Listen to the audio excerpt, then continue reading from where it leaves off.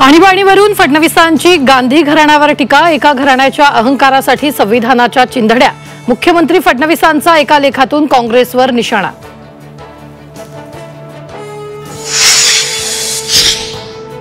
काटकसरीचा सल्ला देणाऱ्या विधिमंडळाच्या अंदाज समितीचा शाही कारभार। आमदार खासदारांना चांदीच्या थाळीत मेजवानी।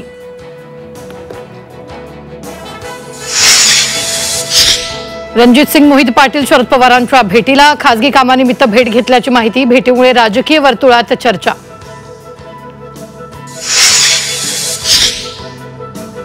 दोन 2026 पासून वर्षातून दोनदा 10वीची परीक्षा होणार। फेब्रुवारी आणि मे महिन्यात होणार परीक्षा।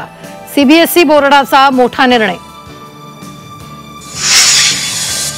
अलमट्टी आणि हिप्परगी धरणावर राहणार पाटबंधारे विभागाचा वॉच। पाटबंधारे विभागाकडून 8 अधिकाऱ्यांची नेमणूक।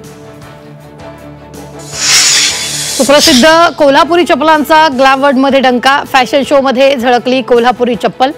किंमत तब्बल 1 लाख रुपये।